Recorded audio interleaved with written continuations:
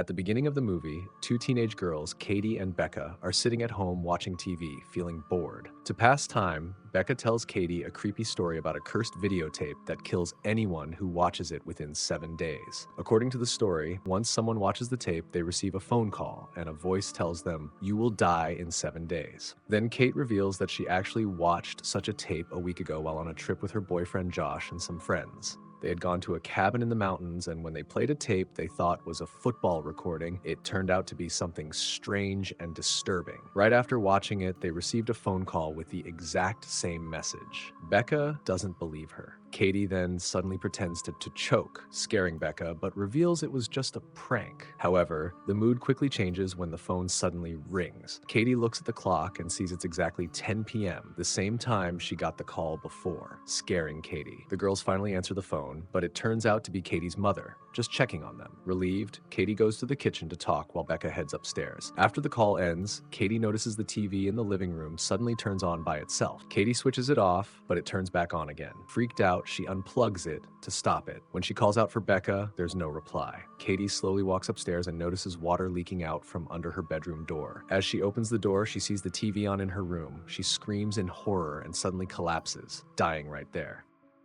In the next scene, a woman named Rachel goes to pick up her son Aiden from school. After greeting him, his teacher asks Rachel to stay for a moment to talk. The teacher explains that Aiden has been very quiet, especially after the recent death of his cousin, Katie. Rachel says Aiden isn't very talkative, but believes he will be fine. However, the teacher shows Rachel some drawings that Aiden made. In those drawings, Katie is shown dying in water, like she is drowning. Rachel tries to explain that her son is just coping with the loss, but then the teacher reveals that Aiden made those drawings before Katie actually died. This deeply confuses and worries Rachel. That night, Rachel puts Aiden to bed and gently asks if he wants to read something. He says he is kind of tired, so she wishes him good night, but then Aiden quietly says he doesn't have enough time. At first, Rachel thinks he means she hasn't been spending enough time with him, but Aiden corrects her. He's talking about time before they die. She reassures him that he has a long life ahead and that no one knows when they will die. But Aiden calmly replies that Katie knew. He says Katie told him she didn't have enough time either. This conversation leaves Rachel worried, as it suggests Katie somehow knew about her death before it happened. The next day, Rachel and her son Aiden attend Katie's funeral. Rachel comforts Katie's mother, Ruth, who is devastated and confused. Ruth explains that no doctor can clearly say how Katie died because it doesn't make sense for a healthy teenage girl's heart to suddenly stop. She also says Katie looked terrified before she died, not like someone who had a normal death. Since Rachel is a reporter, Ruth asks her to investigate and find the truth. That night, Rachel talks to some of Katie's friends to understand what happened. They tell her that Becca,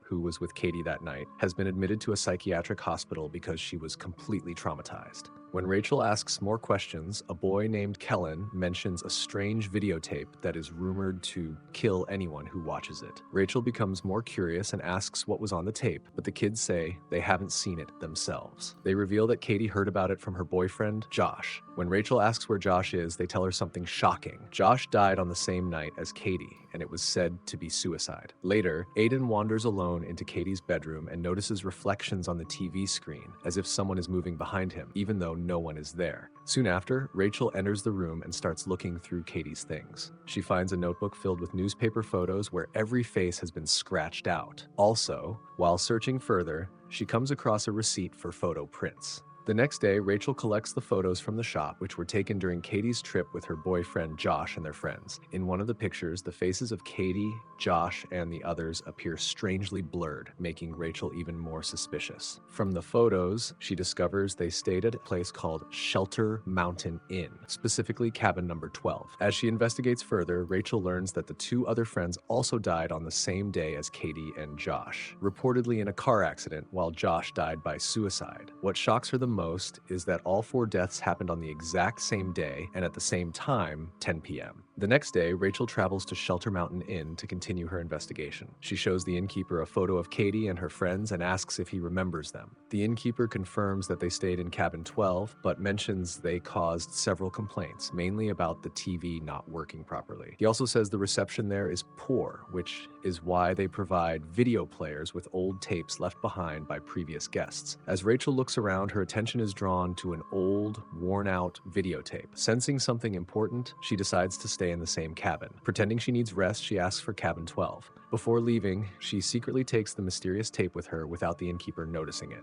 Then Rachel goes into cabin 12 and plays the mysterious tape. What she sees is deeply unsettling, a series of disturbing and disconnected images, including a strange woman, a ladder, the sea, and a woman jumping, all flashing in a confusing sequence. As soon as the tape ends, the phone suddenly rings.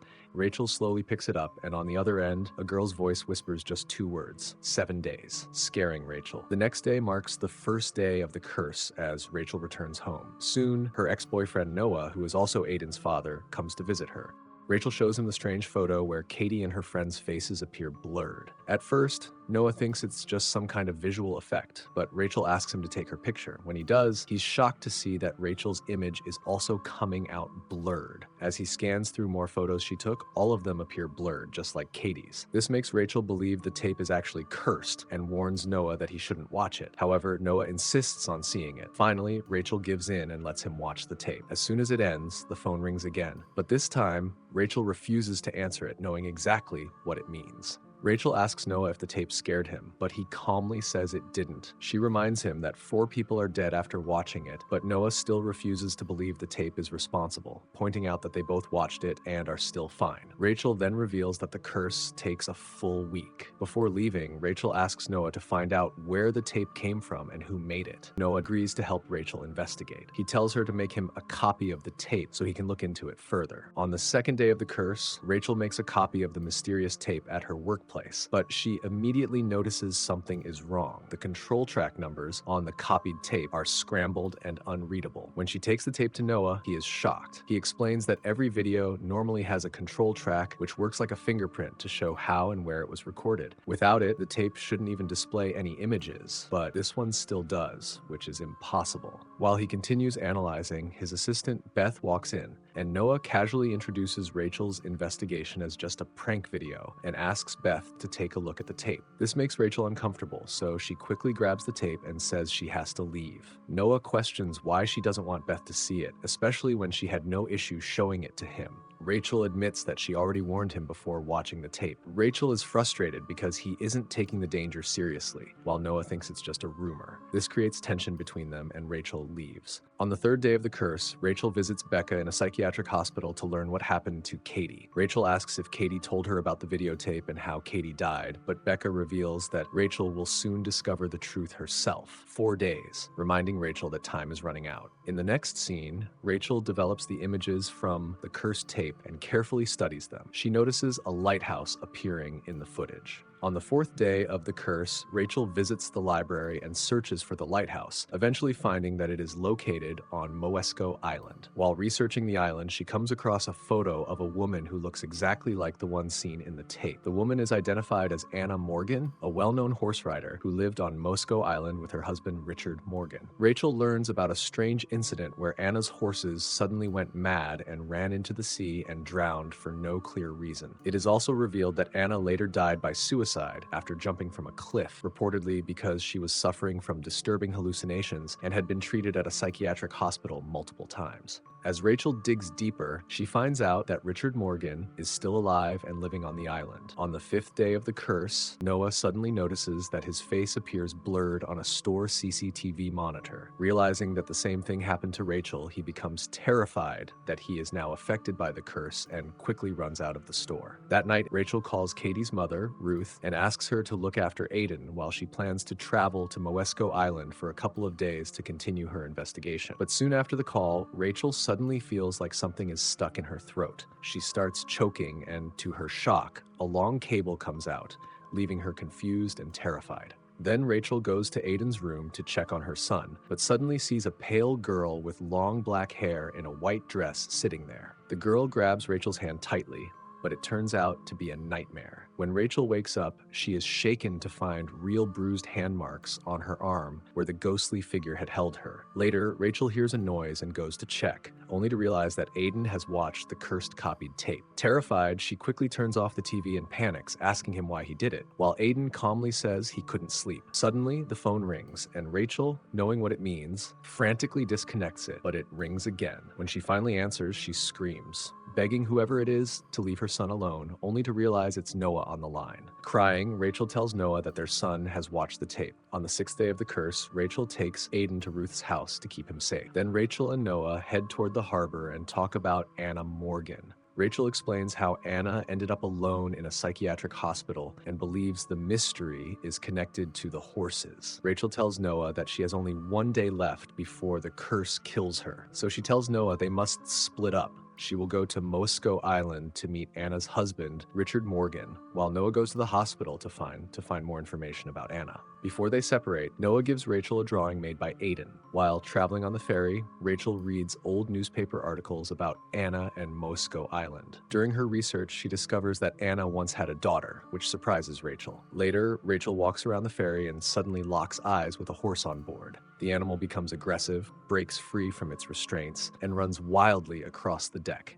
Despite everyone's panic, it charges toward the edge of the ship and jumps into the sea. Shocked, Rachel rushes to the back of the ferry and sees blood spreading in the water, making it clear that the horse has been killed. After reaching Moscow Island, Rachel visits Richard Morgan. She introduces herself as a reporter, assumes she wants to ask about the horses, and lets her in. Inside, Rachel notices a mirror that looks exactly like the one from the tape where Anna was seen combing her hair. Rachel then shows him the tape and suggests it might be a message from his wife, Anna. This clearly unsettles Richard, and he quickly asks where she got it. When Rachel mentions Shelter Mountain Inn and says she made a copy, Richard becomes even more uncomfortable. He refuses to watch it, claims he can't help her, and avoids her questions. When Rachel asks about his daughter, Richard coldly denies ever having one and abruptly shuts the door on her, leaving Rachel confused. At the same time, Noah goes to the records room at Eola Psychiatric Hospital and starts checking old files about Anna Morgan. He discovers that Anna had been admitted there before her death and had suffered multiple miscarriages, meaning she could not have a biological child. While going through the records with a staff member, Noah notices that one of Anna's therapy session tapes is missing. The file shows that the last person to access it was Richard Morgan, which strongly suggests that Richard took the tape himself. Back on Moscow Island, Rachel looks again at the Aiden's drawing that Noah gave her before she left. As she studies it carefully, she realizes the house in the drawing matches the Morgan house. The picture shows a man, a woman, and a child, which Rachel understands represents Richard Morgan, Anna Morgan, and their daughter. Then Rachel calls Aiden to ask about the drawing he gave her. She asks where he saw that house and why he drew it. Aiden calmly tells her that a little girl showed it to him. Shocked, Rachel asks who the girl is, and Aiden says she doesn't talk, but instead shows him things. When Rachel asks about the horses, Aiden reveals that the girl didn't like being near them because they kept her awake at night. When Rachel asks if the girl still lives in the house, Aiden quietly says no. She now lives in a dark place, which deeply unsettles Rachel. Later, Rachel visits the local hospital on Moscow Island and meets Dr. Grasnick. Rachel asks about the Morgans and their daughter, explaining that both she and her son are seeing strange visions connected to a little girl. The doctor becomes serious and reveals the truth. Anna Morgan desperately wanted a child but couldn't have one, so she and Richard Morgan adopted a girl named Samara Morgan. After that, Anna began suffering from disturbing visions, claiming the girl was somehow putting horrible images into her mind. The doctor says these visions only happened when Samara was around. When Rachel asks what happened next, the doctor explains that she referred them to Eola Psychiatric Hospital on the mainland, but doesn't know what happened to the girl after that. The doctor says that ever since Samara was gone, life on the island had become normal again. Meanwhile, Noah travels by ferry to Moscow Island and tries to call Rachel, but the call doesn't connect. At the same time, Rachel returns to the Morgan house and finds the door open. She goes inside and discovers the missing hospital tape that Richard Morgan had taken.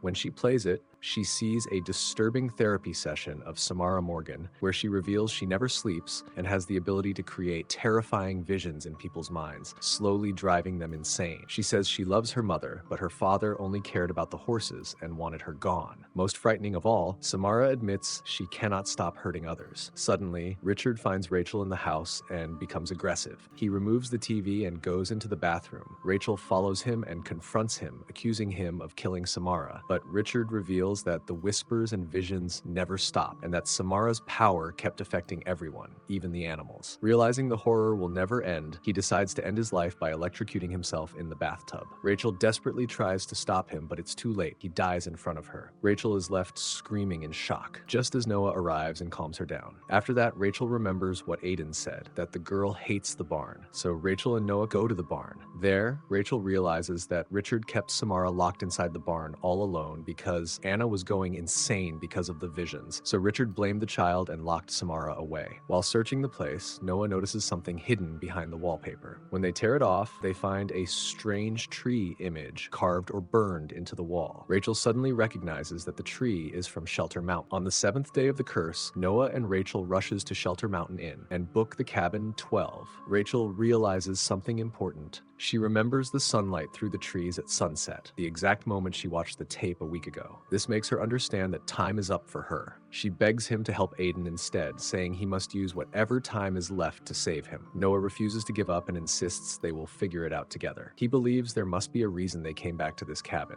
In frustration, Noah starts throwing things around. Suddenly, Rachel notices something strange. Small marbles on the floor begin to roll on their own and gather at one spot. Realizing it is a clue, they pull back the carpet and find a strange ring symbol on the floor. Noah grabs an axe and breaks that part of the floor. Underneath, they discover a hidden well. At that moment, water begins to leak out of the TV on its own, and the screws loosen on its own. The floor weakens and collapses. The TV slides forward, knocking Rachel into the well. Noah screams in panic as Rachel falls into the darkness. Rachel is still alive inside the well, while Noah runs to get help. Suddenly, the lid of the well shuts on its own, trapping her inside. In the dark water, Rachel notices deep scratch marks all over the walls, showing that someone had tried desperately to climb out. Then, a hand grabs her from below, pulling her into a terrifying vision. She sees Samara as a child standing near the well before the cabin was built. Moments later, Anna appears behind her, puts a plastic bag over her head to make her unconscious, and pushes her into the well before closing the lid. Rachel realizes Samara stayed alive there for 7 days before dying. When Rachel comes out of the vision, she finds the marks on her body gone and discovers Samara's remains underwater. Even after the 7 days pass, Rachel doesn't die, making her believe she has escaped the curse. Soon, Noah returns and manages to open the well. He calls for help and pulls Rachel out along with Samara's remains. He tells Rachel that they will finally give Samara a proper burial and that everything is over. Exhausted and shaken, she simply says she wants to go home. The next morning, Aiden asks Rachel about the girl. Rachel tells him her name is Samara and says they helped her and set her free, but Aiden reacts strangely. He says she was not supposed to help her. Then, Rachel notices handprints appear on Aiden's hands and his nose starts bleeding. At that moment, Rachel realizes the curse is not over. She quickly understands that it has been 7 days since Noah watched the tape. Rachel calls him, but it is too late. At the same time, Noah is in his studio when his TV suddenly turns on by itself. Samara appears, crawling out of the well from the tape and then out of the television into the room. She kills Noah. When Rachel arrives, she finds Noah dead, his face twisted in fear. She breaks down. Later, at home, she burns the tape in anger and confusion, asking why she survived while Noah did not. Then, Rachel notices the copy of the tape she had made and realizes the truth. The curse only passes on if someone copies the tape and shows it to another person. Rachel remembers that she had made a copy of the tape and Aiden watched the tape. That is why she survived, because she passed the curse to Aiden. Noah did not do this, so he died. Realizing this, Rachel makes another copy of the tape. With Aiden's help, she prepares to pass it on to someone else, continuing the curse. And the movie ends. And that wraps up Rings. If you enjoyed this recap, don't forget to like, share, and subscribe, and hit the bell for more chilling movie stories. Until next time, stay curious and stay safe.